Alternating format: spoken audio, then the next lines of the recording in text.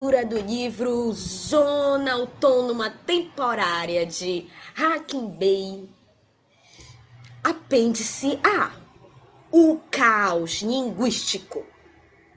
Ainda não uma ciência, mas uma proposição que certos problemas de linguística possam ser resolvidos através da abordagem da linguagem como um sistema dinâmico complexo ou campo caótico.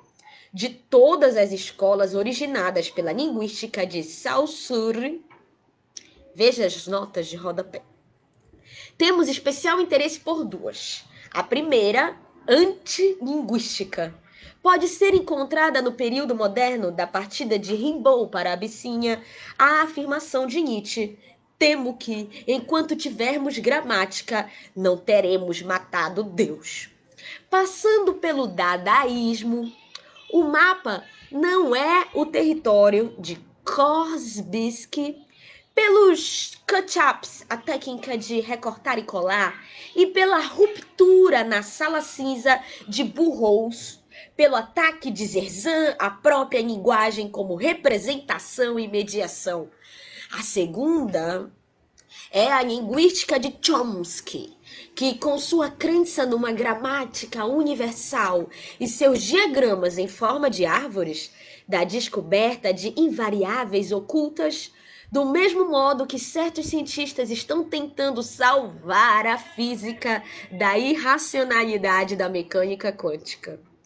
Embora fosse de se esperar que Chomsky, como anarquista, ficasse do lado dos nihilistas, a sua belíssima teoria, em verdade, tem mais a ver com o platonismo ou com o sufismo do que com o anarquismo. A metafísica tradicional descreve a linguagem como luz pura brilhando através dos vidros coloridos dos arquétipos. Chomsky fala de gramáticas inatas. As palavras são folhas, os ramos são frases, os idiomas maternos são nimbos, as famílias de linguagem são troncos e as raízes estão no céu ou no DNA. Eu chamo a isso hermetalinguística, juntando a palavra hermética com metafísica. O nihilismo ou a metalinguística pesada, em honra a Burroughs, parece-me ter levado a uma linguagem para um beco sem saída e ameaçado torná-la impossível.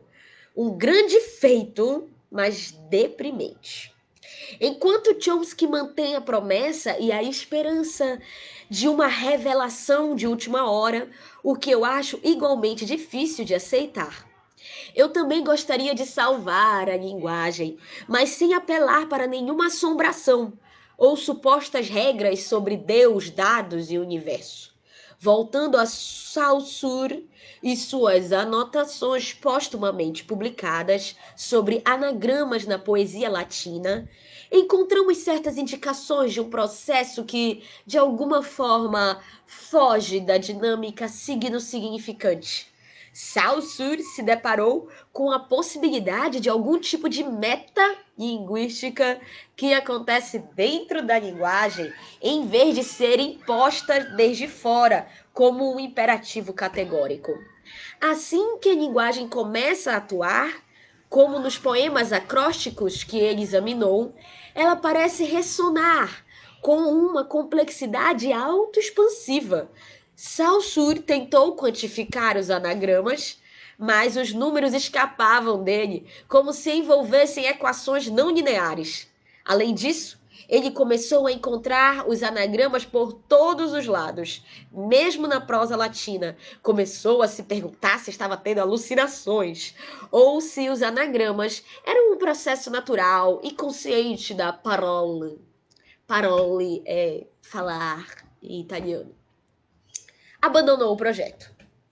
Eu me pergunto, se quantidades suficientes de informação deste tipo fossem digeridas em um computador, começaríamos a ser capazes de modelar a linguagem em termos de sistemas dinâmicos complexos? As gramáticas, então, não seriam inatas, mas emergiriam do caos espontaneamente como ordens superiores, que evoluem no sentido da evolução criativa de Prigogine. As gramáticas poderiam ser pensadas como estranhos atratores, como o padrão escondido que causou os anagramas, padrões que são reais, mas que têm existência apenas em termos dos subpadrões que manifestam. Se o significado é elusivo, talvez seja porque a própria consciência e, portanto, a linguagem seja fractal. Considero essa teoria mais satisfatoriamente anarquista do que qualquer antilinguística ou chomskyanismo.